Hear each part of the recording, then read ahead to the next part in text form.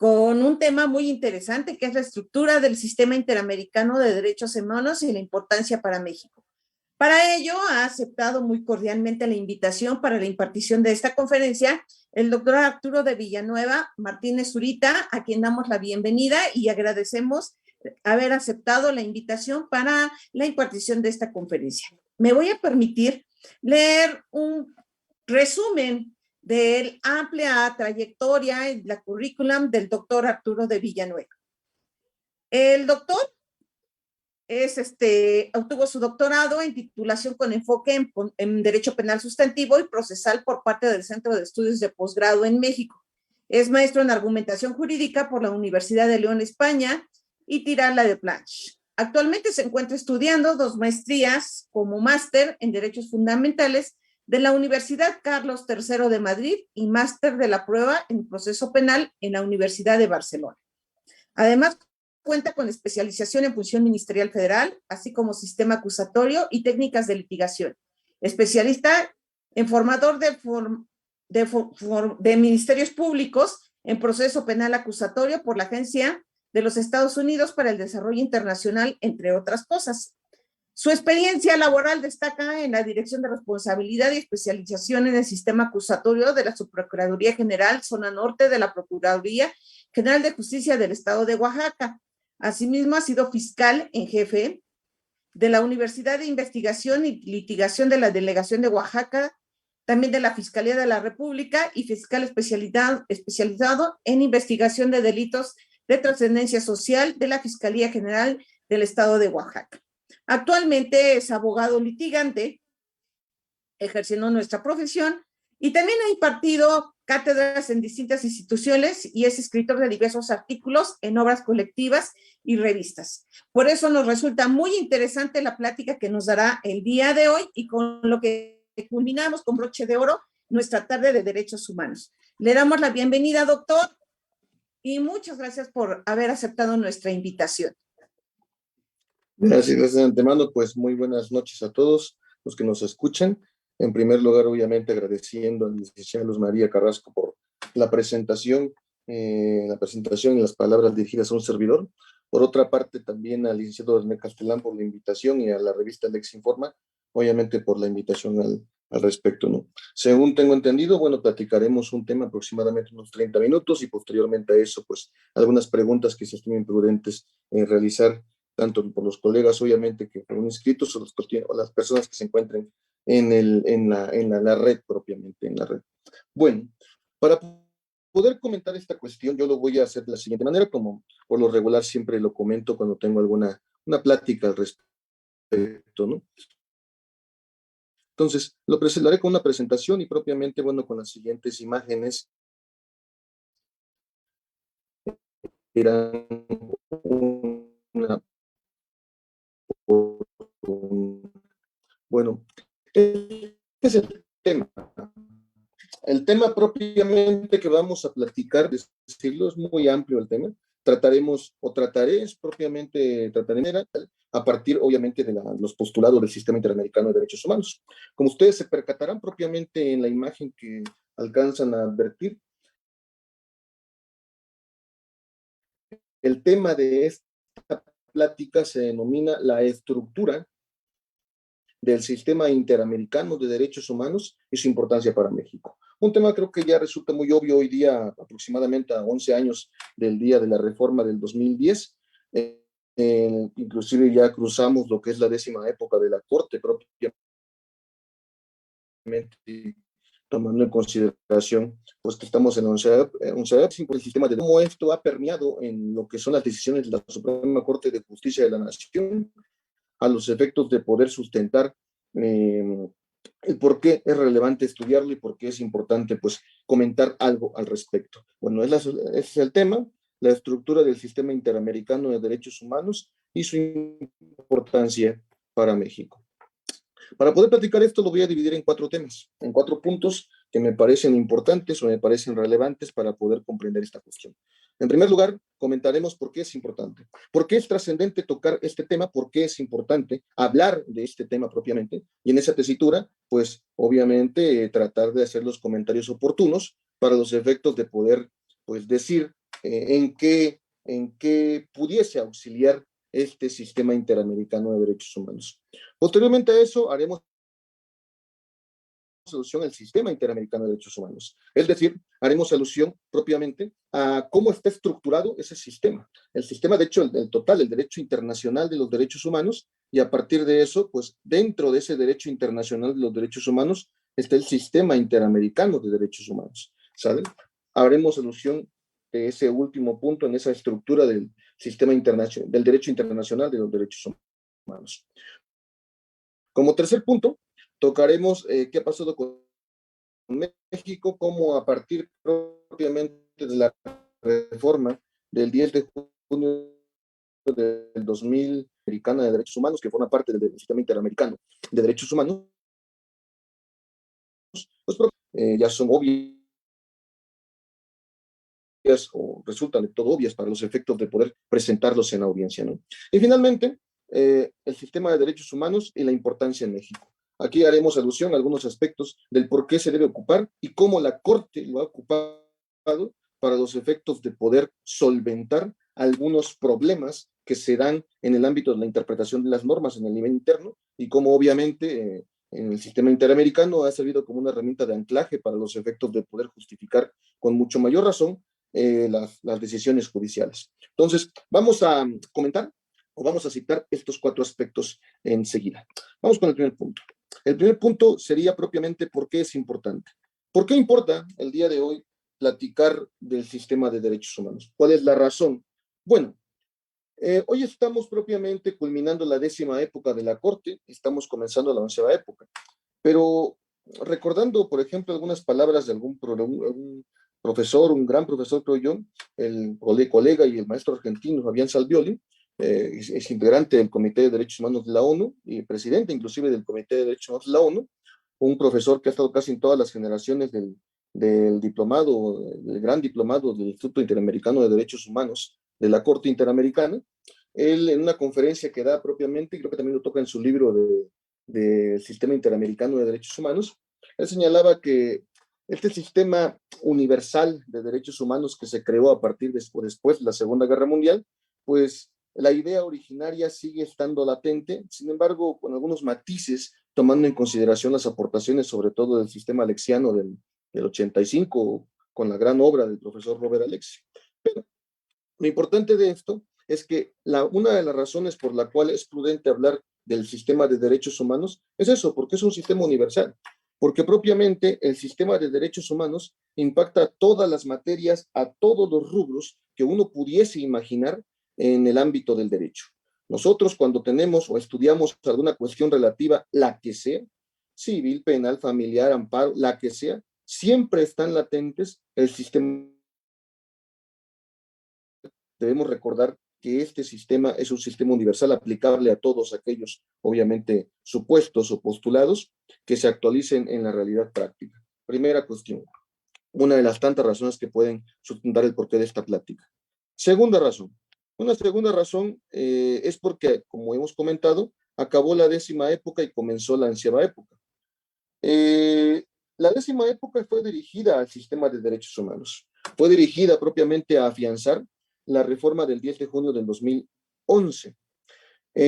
A través de la reforma judicial se creó la 11ª época de la Corte, que es la época, sobre todo la época del precedente, la época en la cual la Suprema Corte, por ahí comentaba el ministro Saldívar, lo relativo a que una de las ideas de la reforma judicial era, y ojalá que algún día ya pase eso, era eliminar ese jus, eso de tesis y texto. ¿Por qué? Porque eso lo que hace es generar la falta de estudio del operador. Hoy día nosotros cuando tenemos, hoy día en la 11ª época, cuando comprendemos las decisiones de la Corte, las debemos comprender a partir de las ejecutorias, no a partir de las simples, sencillas, banales y muy cortas tesis que se emiten en el Semanario Judicial de la Federación. Quizás algún colega, algún amigo que todavía alguna vez litigó en los años 70 y en los años 80, pues pudiese decir que las tesis en su tiempo no existían y obviamente pues bajo en esa tesitura era muy difícil conseguir un criterio jurisprudencial o un criterio de tesis, toda vez que el Semanario Judicial de la Federación, a diferencia de como está el día de hoy, pues era, digamos, por libros grandes y sigue siendo todavía porque se siguen publicando, pero hoy día nada más damos un clic, encontramos el JUS y de volada, muy rápidamente, encontramos el criterio de la tesis correspondiente. Pero hoy día esa es una búsqueda muy banal, muy sencilla, muy básica. La forma en la cual nosotros podemos comprender propiamente el criterio o las ideas de la Corte es a través de la ejecutoria que emite la Suprema Corte, lo cual para poder comprender debemos entender lo que es la teoría del precedente, y no por nada la Suprema Corte de Justicia en el 2018 o 19, si no estoy mal, publicó un libro en el Centro de Estudios Constitucionales sobre lo que es el precedente en la Suprema Corte de Justicia de la Nación. ¿Por qué? Por la relevancia que tiene esta materia o por la relevancia que tiene este tema a los efectos de poder sustentar criterios en específico en ratio decidendi, en ratio essendi de las decisiones judiciales. Y esto es importante, ¿por qué? Porque como veremos posteriormente en el punto número 4, la Corte, cuando empieza a justificar sus decisiones y forja propiamente sus sentencias, ha citado constantemente en vía diálogo jurisprudencial los criterios de la Corte Interamericana, del Tribunal Europeo de Derechos Humanos inclusive, y obviamente de los organismos del sistema universal. Lo importante propiamente de esta plática de comprender el sistema de derechos humanos es sobre todo porque nos va a apoyar o nos va a ayudar a comprender cómo la Corte forja precedentes a partir de esta 11ª época. Y finalmente lo que ya se dijo, pero se reitera, es no hay argumento donde no esté presente el sistema de derechos humanos. El sistema de derechos humanos está presente en todo, está presente en cada decisión, en cada argumentación que se establezca. Está presente inclusive cada vez que alguno de los operadores ocupa muy indiscriminadamente, pero a la vez quizás un poco arbitrariamente, la palabra ponderación. Esa palabra que está tan en boga hoy día, pero que sin embargo para poder resolver efectivamente cómo podemos sustentar o no esa palabra ponderación y obviamente cómo ésta se encuentra inmersa dentro del principio de proporcionalidad, pues nosotros debemos entender el sistema de derechos humanos. No por nada la Corte lo ocupa constantemente con el famoso test de proporcionalidad. Pues, ¿por qué es importante hablar de esto? Pues por esos 3 puntos y creo que pueden existir mucho más al respecto. Primer punto. Segunda cuestión. El sistema del derecho internacional de derechos humanos. Rápidamente lo voy a comentar en 3 puntos acá. Temas de base, como primera cuestión, sistema universal como segunda cuestión, sistemas regionales como tercera cuestión. Temas de base. En el sistema de derechos humanos internacional, el derecho internacional de los derechos humanos, tenemos propiamente documentos y organismos. Tenemos documentos como son los clásicos tratados internacionales, pero no solamente esos documentos, los organismos, que ahorita vamos a comentar varios de ellos solamente por citarlos, emiten varios documentos. Están los tratados internacionales, están los informes periódicos, los informes universales, están los informes temáticos, están los informes de relatoría, están las observaciones generales, las sentencias de los tribunales internacionales, las opiniones consultivas, las medidas de revisión de sentencia, las medidas de cumplimiento de sentencia, tenemos propiamente las medidas provisionales, las medidas cautelares, un sinnúmero de documentos que son emitidos por los organismos del sistema internacional de los derechos humanos. Entonces, para que nosotros podamos comprender con mayor plenitud el sistema internacional de los derechos humanos, debemos comprender o tener claro que cuando nosotros nos acercamos a este sistema, hay un sinnúmero, cientos, miles de documentos que propiamente debemos acudir para los efectos de poder comprender ese sistema. El tema de los documentos. No solo eso, los organismos. En el sistema universal y en los sistemas regionales hay organismos tanto contenciosos, como dice acá, como no contenciosos. ¿Sale? En el sistema universal hay organismos que no tienen ningún tipo de litigio, por ejemplo la ONU, la Secretaría General, el Consejo Económico y Social, el Consejo de Seguridad, las relatorías, en parte los comités de derechos humanos, 9 comités y el subcomité correspondiente, pero también hay organismos que sí tienen un ámbito contencioso, y eso lo tenemos en los clásicos tribunales. La Corte Internacional de Justicia en el nivel universal, la Corte Penal Internacional, los ya extintos o las ya extintas Corte Penal para la antigua Yugoslavia, para la Ruanda, Corte que en su momento había obviamente criterios de, digamos, de debate, de contención, en pocas palabras. Y en los sistemas regionales pues, está el Tribunal Europeo, la Corte Interamericana, y el Tribunal Africano, la Corte Africana de Derechos Humanos. Tenemos sistemas contencioso y no contencioso. Y en lo que nos interesa para continuar con esta plática en los siguientes puntos es que tenemos un sistema universal y 3 sistemas regionales, ¿sale? En el sistema universal obviamente, están los tratados y organismos. Hay diversos tratados como la Convención de los Derechos del Niño, como la Convención contra la Tortura, Tratos Crueles, Inhumanos y Degradantes. Está la Convención de Palermo. Están varias convenciones que, por así decirlo, se sustentan en instrumentos o tratados internacionales que auxilian, obviamente, a la especificación de qué es el sistema de derechos humanos. Pero también están organismos en el sistema universal. No quisiera comentar mucho esto al respecto, por ahí recomendaría una conferencia que da el profesor Sayense Albioli sobre el sistema universal, en el cual enumera el profesor aproximadamente 60 organismos en el sistema universal. Tenemos a la ONU, tenemos a la Secretaría General, tenemos al Consejo de Seguridad, al Consejo Económico y Social, van 4, tenemos 9 comités de derechos humanos, el general de derechos humanos, el de tortura, el de desapariciones, el comité relativo a la discriminación, el comité relativo al tema indígena, el de los trabajadores, tenemos el contra la discriminación de la mujer por razón de género, el de los niños, tenemos el de discapacidad, 9 comités y un subcomité contra la tortura, tratos crueles, inhumanos y degradantes.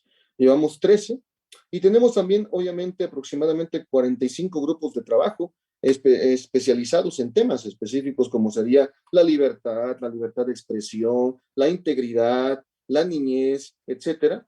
Tenemos pues aproximadamente, ya llevaríamos como 58 organismos, pero aparte de eso tenemos a la Corte Penal Internacional y a la Corte Internacional de Justicia. México ya tiene casos en la Corte Penal Internacional y México tiene casos también en cada uno de esos comités que fueron señalados. Aquí una acotación.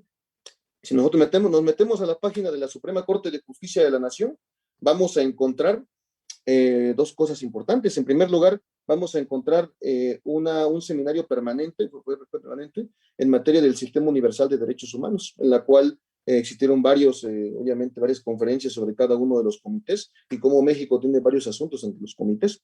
Y también el Centro de Estudios Constitucionales de la Corte emitió un libro propiamente del Sistema Universal y recopiló los trabajos de todos aquellos profesores que dieron cuenta en esas conferencias en el sistema de derechos humanos. Entonces, el Sistema Universal pues está latente y está vigente y se actualiza obviamente en nuestro sistema jurídico mexicano, ¿sale?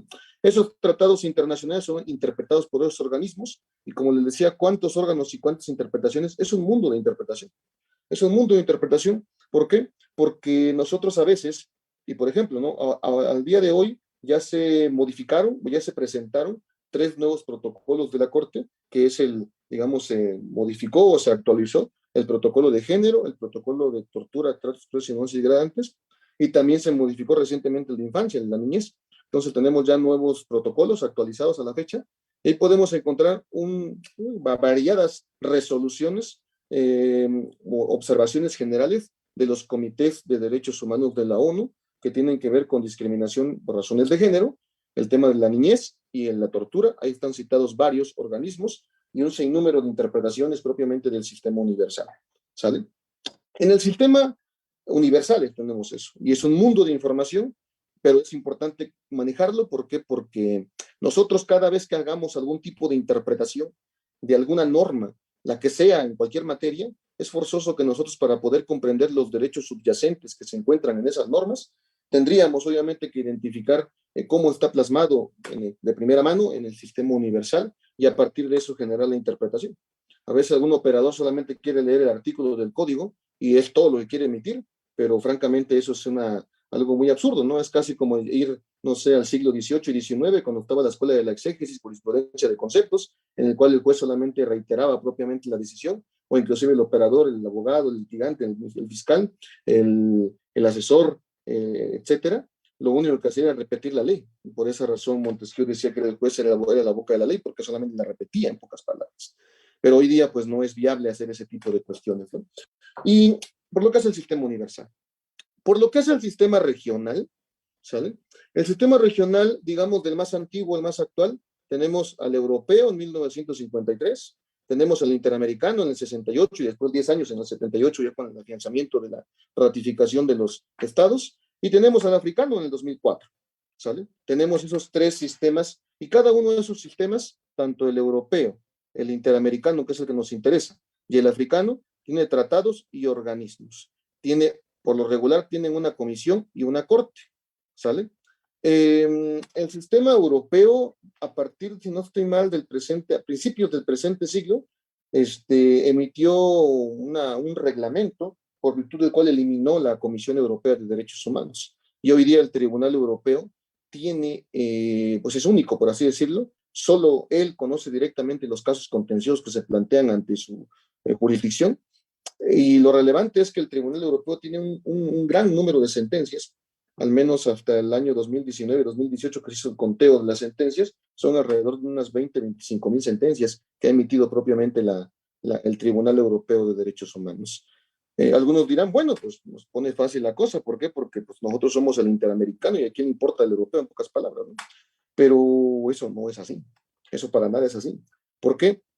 Porque veremos en un momento, la Suprema Corte de Justicia, cuando ha retomado casos en sus amparos directos, en revisión, en los amparos en revisión, en las contradicciones de tesis, en las acciones de inconstitucionalidad, lo que ha hecho propiamente la Corte es tanto retomar como los criterios de la Interamericana, pero también ha hecho diálogo jurisprudencial con el Tribunal Europeo y ha retomado criterios al respecto para poder solventar varios postulados que ahorita mi enfoque que le voy a dar es en materia penal, porque es digamos, la que más toco propiamente, pero con mucha facilidad se puede identificar ahí en otras materias como el Tribunal, la Corte Suprema Mexicana ha tocado estos sistemas, no solamente la Interamericana, pero el Interamericano es en el cual vamos obviamente a centrar, por así decirlo. Entonces, en términos muy generales, muy generales, el sistema del derecho internacional de los derechos humanos se forja en esta tesitura, en ese sentido, ¿sale? Hay especialistas inclusive en cada derecho humano, en cada grupo vulnerable, y aquí ustedes podrían tener 10, 15, 20, 100, 1000 maestrías si ustedes quieren pensar por cada uno de los grupos vulnerables y por cada una de las formas de entendimiento propiamente de lo que es el sistema de derechos humanos. ¿Por qué? Porque es demasiado amplia la cuestión. Segundo punto. Tercer punto, ¿sale? México y el sistema de derechos humanos. Bueno, como ustedes saben, el 10 de junio del año 2011 se publica se hace la reforma propiamente en el Diario Oficial de la Federación, relativa a lo que es el sistema de derechos humanos. Antes del 2011, como dice acá, antes en México, antes del 2011, pues propiamente, si nosotros vamos digamos, a los litigios de los años 80, 90, era algo casi hasta irrisorio, hasta de burla inclusive, era el estar argumentando tratados internacionales, el estar citándolos, siendo que lo relevante para ese tiempo inclusive era propiamente la ley. Era tan relevante la ley que en el año del 97, 95, si no estoy mal, la Suprema Corte de Justicia de la Nación todavía seguía diciendo que los tratados internacionales tenían el nivel de una ley secundaria, que solamente se podía opinar, pero por la generalidad del tratado, como no se pudiese aplicar al caso concreto, como era muy general, solamente apoyaba como un argumento más, ahora sí que a la ley. Si bien decía que estaba al mismo nivel de la ley secundaria, pero la realidad es que estaba más abajo. ¿Por qué? Porque cuando se ocupaba un tratado internacional, lo único que hacía era que abonaba el argumento primario que estaba en la ley, entonces no solventaba nada. Con el transcurso del tiempo, a finales a principios del presente siglo, propiamente, se resuelve que los tratados internacionales están al mismo nivel que las leyes generales y que podían abonar a los criterios de la Constitución. ¿Sale? Sin embargo, pues eso no se vio latente con el transcurso del tiempo y pues propiamente los tratados no eran tan citados, por así decirlo. Hasta que tuvo que llegar la reforma del 10 de junio del año 2011. Esta reforma llega muy interesantemente porque son alrededor de 34, 33 iniciativas que crearon esa reforma constitucional y se presentaron desde el 2003, de hecho, es la que ha tenido quizás más antecedentes al respecto en diversos ámbitos de la Constitución.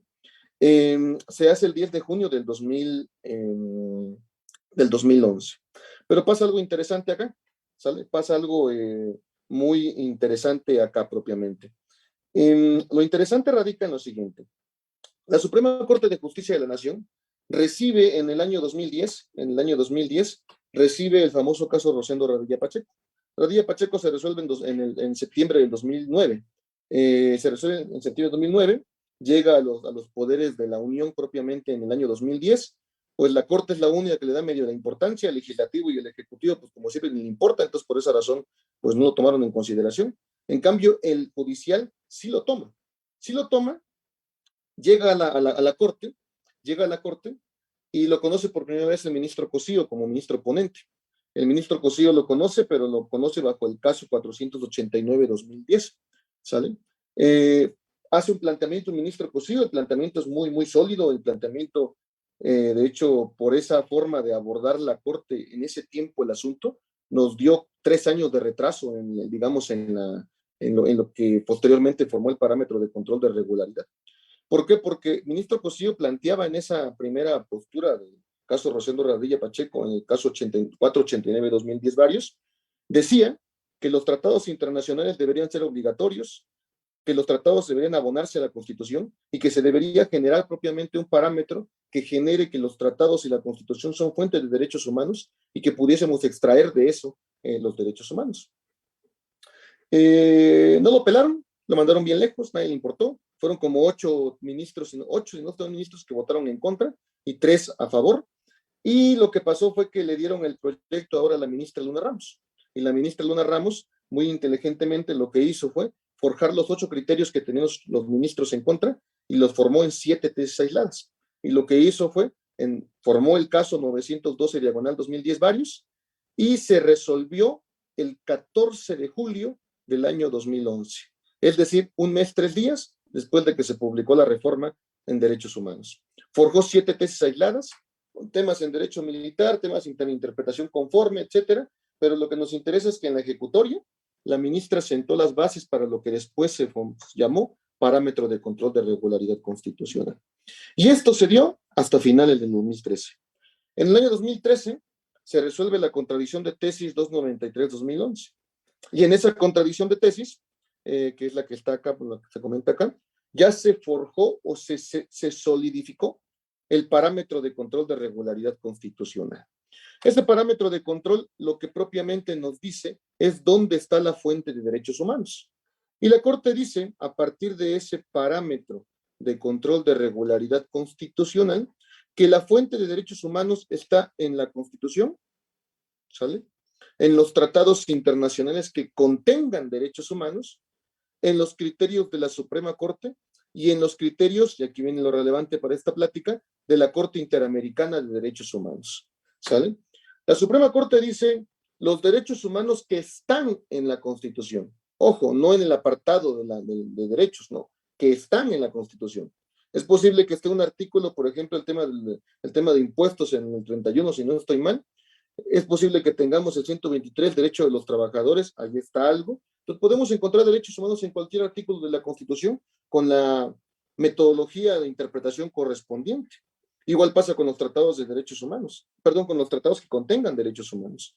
Hay tratados internacionales que de primera mano no son de derechos humanos. Por ejemplo, cuando la Corte ha interpretado criterios de la Ley Federal contra Delincuencia Organizada, o cuando ha tocado criterios relativos a testigos protegidos, o el tema de secuestro, ha tocado la Convención de Palermo, diciendo la Convención de Palermo no es un tratado de derechos humanos, pero como es un tratado excepcional, ese tratado, la Convención de Palermo, debería aplicar a lo que no es el derecho penal del ciudadano, por así decirlo, no el derecho penal en delincuencia organizada, el derecho penal del enemigo. Entonces, si interpretamos ese tratado en sentido contrario, todo aquello que no está en ese tratado, todo aquello que no está en ese tratado, se actualiza como un ámbito de protección en extensión para las personas que no entran propiamente en el tratado. Por lo tanto, un tratado que no es de derechos humanos, que no tiene ningún derecho humano, en sentido contrario se interpreta como que sí puede tener lo que no tenga, en pocas palabras.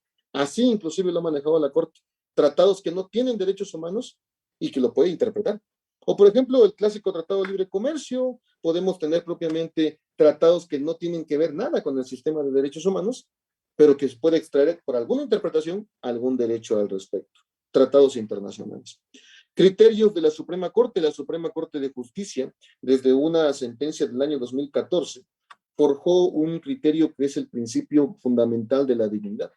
La Corte, a partir de esa ejecutoria, es donde más activismo judicial ha tenido y es donde ha creado diversos derechos propiamente. Derechos que no existían, por así decirlo, o no existen expresamente ni en leyes, ni en códigos, ni tampoco en la Constitución, pero que lo extrae a partir de interpretaciones que abona la Corte para poder crear esas ideas. Entonces, en ese sentido, en esa tesitura, la Corte lo que hace propiamente es forjar criterios, formar derechos. Algunos dirán que la jurisprudencia pues no es creadora de derechos. Bueno, esa postura creo que ya tiene ya es muy antigua esa postura. La Suprema Corte, claro que tiene un nivel de creación de derechos, claro que crea propiamente inclusive hasta legislaciones completas, esto es posible. ¿Por qué? Porque la Corte lo que hace es forjar lineamientos para la interpretación de otras normas. Entonces, es lo que, por ejemplo, los realistas jurídicos genoveses dicen, el tema de la creación del derecho judicial a partir de los criterios propiamente de la misma Corte, las mismas Cortes Supremas. Entonces, tenemos, por así decirlo, fuente de derechos en los criterios de la Corte.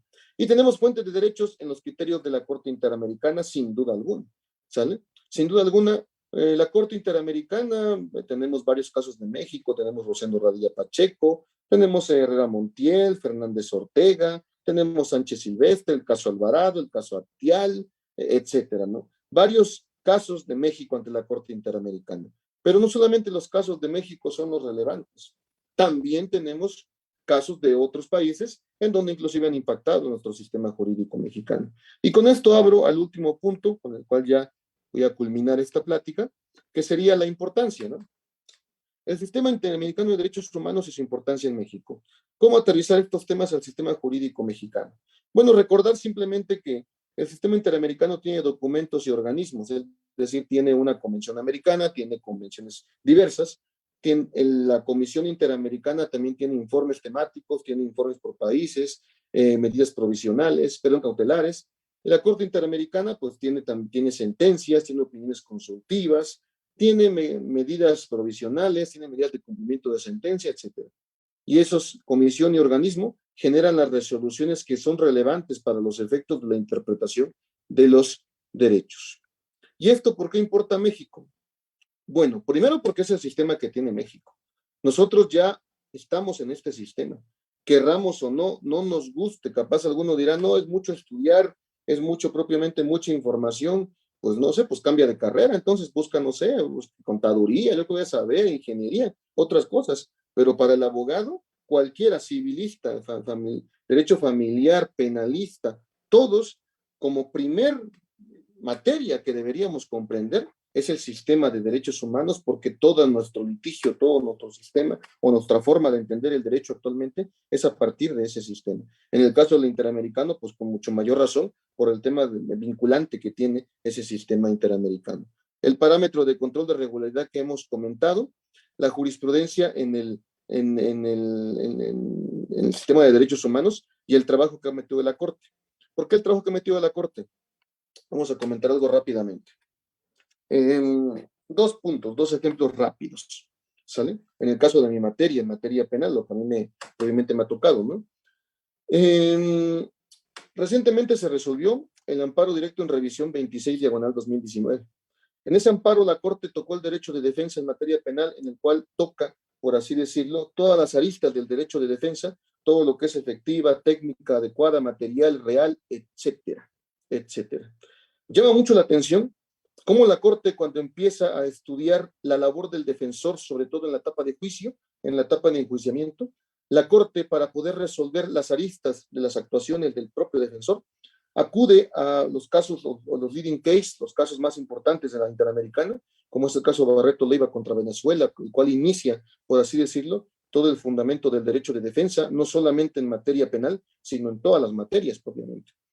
Y centra al final de ese estudio de los criterios de la Corte Interamericana, el famoso caso Rano Torres contra Salvador. El caso Rano Torres toca, digamos, los lineamientos del derecho de defensa. ¿Qué significa que sea real? ¿Qué significa que sea material? ¿Qué significa que sea efectiva?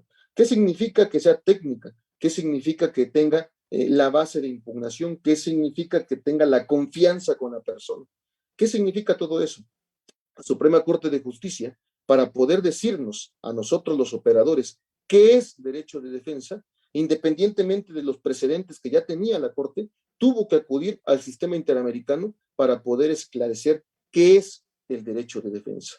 Y eso no venía propiamente en ninguna otra solución, ninguna otra sentencia, sino que la Corte tuvo que acudir a los que ya sabían mucho antes que la propia Suprema Corte de Justicia de la Nación. Primer ejemplo.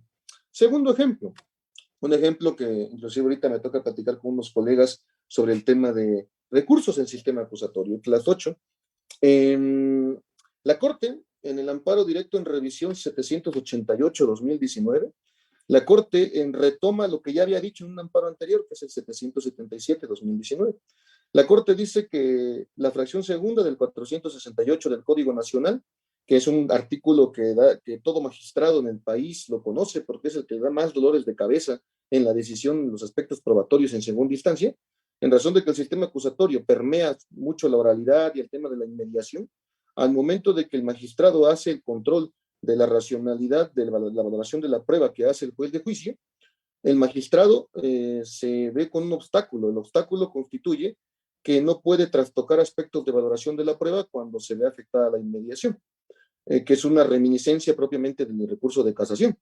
Entonces, los magistrados han tenido un problema muy serio con esta cuestión. Sin embargo, a partir de criterios como el comentado, el 788-2019, unos anteriores, el 492-2017, varios precedentes de la Corte, la Suprema Corte de Justicia ha declarado inconstitucional ese artículo y dice que los magistrados pueden entrarle al estudio de todo, cuestiones jurídicas, fácticas, aprobatorias, y que la inmediación no es para valorar. La inmediación es para formar la prueba. Entonces, bajo esa tesitura, la Corte resuelve esto. Pero para poder resolver la Corte esto, la Corte toma en consideración dos argumentos. Uno, que la inmediación no es para valorar, y lo toca bajo aspectos de literatura, doctrinales, etcétera. Y segundo, y muy importante, a través del 8.2 inciso H de la Convención Americana, en relación con el 25 de la propia Convención Americana, que es el derecho al doble conforme y el derecho al recurso efectivo, en el cual la Corte, pues, retoma varios casos, Norín Catrimán, el caso Herrera Ulloa, el caso Vélez Lor, y sobre todo toca el caso Mohamed contra Argentina. El caso Mohamed contra Argentina es uno de los casos más importantes que tiene la Corte Interamericana en lo que significa recurso efectivo, como un recurso amplio, como un recurso sencillo, fácil, integral y total al momento del control de las decisiones de instancia. Entonces, la Suprema Corte hace un diálogo jurisprudencial con la Corte Interamericana y a partir de la idea de recurso efectivo, pues elimina, por así decirlo, una parte de un código nacional porque importa más lo que el sistema de derechos humanos actualiza a lo que propiamente la norma pudiese precisar. Entonces, en este resumen, amigos, en este resumen propiamente muy genérico, les comento, les preciso a ustedes o les señalo, espero haber aportado algo sobre la importancia del sistema interamericano de derechos humanos, cómo este sistema se va forjando y cómo propiamente este sistema pues va aterrizando a la práctica real, ha aterrizado la práctica real en lo que es el sistema jurídico mexicano y de esta manera pues solamente este es un mensaje para que no nos olvidemos de la relevancia de cómo encontrar los derechos, cómo aplicarlos, cómo aterrizarlos y obviamente cómo la Suprema Corte de Justicia de la Nación pues ha abordado los mismos. ¿Sale? Bueno, de antemano quisiera agradecer obviamente la invitación por esta plática, fue muy rápida, me disculpo que sea tan rápida, pero tratar nada más de presentar el caso para una invitación a estos temas que son obviamente muy importantes y yo estoy atento a las preguntas que se hagan y reitero mi agradecimiento a la maestra Luz María Carrasco, al licenciado René Castellán y también a la revista Lex por la invitación. Muchísimas gracias. Doctor, de verdad, agradecemos mucho la plática que nos está dando el día de hoy. Indudablemente, tengo un comentario del licenciado Heyen Patrón, que nos dice que es muy interesante su plática que nos está dando sobre derechos humanos el día de hoy y cómo repercute en nuestra vida cotidiana. Por mi parte, doctor, yo sí me gustaría comentarle a usted que la plática que realizó el día de hoy fue muy rápida. Realmente yo sí me encantaría que nos pudiera abundar más sobre todos los temas que usted nos está diciendo. Cada uno de los puntos que usted nos dijo el día de hoy, que fueron 4, fueron totalmente resumidos y yo sé que da para muchísimo más y para tener una plática más bien yo diría hasta un seminario en relación a los derechos humanos. Claro está que México tiene una gran importancia y estamos evolucionando en los derechos humanos. A 10 años de la reforma, como usted nos mencionaba, hemos avanzado bastante en la interpretación de derechos humanos. Cierta estoy de que nos falta muchísimo sobre la aplicación y, como usted lo mencionaba, sobre el estudio en derechos humanos. Todavía nos falta bastante desde el punto de vista cotidiano, desde el punto de vista jurisdiccional, desde el punto de vista de la impartición, la administración de justicia. Todos esos puntos tenemos que aprender mucho sobre los derechos humanos y bueno, esta sería una plática muy grande, tanto de la estructura, que nos lo dijo muy rápido, la estructura interamericana de derechos humanos, pero usted abundó mucho más en la jurisprudencia, en su aplicación, en qué tanto nos hace en nuestra vida cotidiana, como nos los menciona el licenciado. Y la verdad, pues da muchísimas preguntas, pero yo creo que esto nos tardaríamos muchísimo en contestar las preguntas que se pudieran realizar.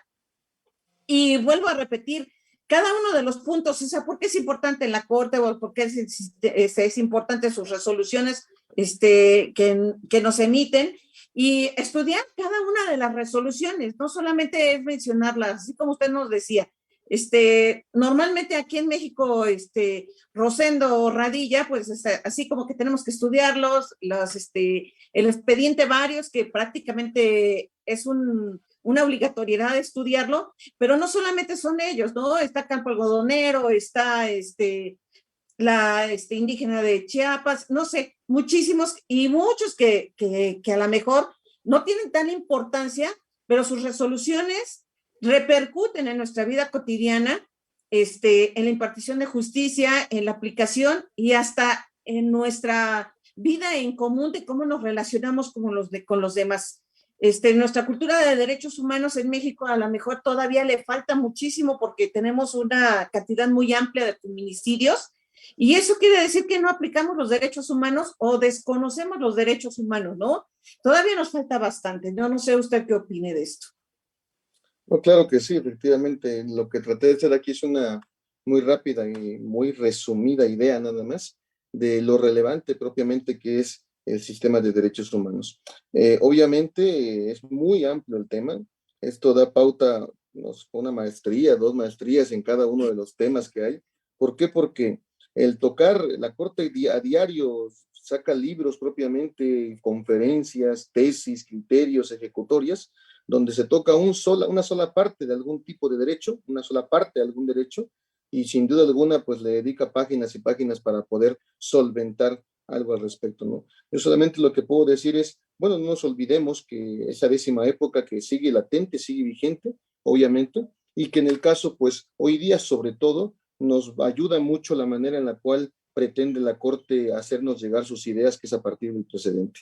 Eso es sumamente importante, quitarnos ya tanto la idea. Por ejemplo, la semana pasada, hace 2 o 3 días, estaba en Cancún platicando sobre, que no estoy mal, era sobre una cuestión de vinculación a proceso, y era muy insistente alguno que otro abogado que decía, dame la tesis, dame la tesis. Digo, olvidemos el tema de las tesis, centrémonos en las ejecutorias de la Corte, porque las tesis solamente son el resumen de una sola idea de la Corte, pero si nosotros no identificamos cómo la Corte va abordando caso por caso, nosotros vamos a presentar tesis muy genéricas y el juez propiamente, en el momento en el cual decide, pues puede evadir sin problema alguno, con una muy buena argumentación, lo que dice una tesis, que es lo que muchas veces se hace en el ámbito de la práctica, ¿no? Entonces, por esa razón, yo solamente comentaría eso y muchísimas gracias por la invitación. Muchísimas gracias a usted, doctor. De verdad, lo vamos a comprometer a que nos siga abundando sobre estos temas muy interesantes, vuelvo a repetir, son totalmente amplios y necesarios para nuestra vida cotidiana. Se lo agradecemos bastante, doctor, y esperemos contar con usted nuevamente. A nombre de la revista Les Informa, del licenciado René Castelán, le agradecemos su participación, que fue muy amplia, muy nutritiva, y pues lógicamente nos deja con esa hambre de conocer más sobre los derechos humanos y veo que usted lo domina perfectamente. Nuevamente lo estaremos invitando para que nos enseñe más de sus conocimientos. Muchas gracias. A todo el público que nos está viendo a través de internet, les damos las gracias a nombre de la revista Lex Informa y del licenciado René Castelán, invitándolos a nuestras nuevas conferencias, de las cuales ustedes tendrán conocimiento a través de internet. Muchas gracias, doctor. Se lo agradecemos. Hasta luego. Bye, bye.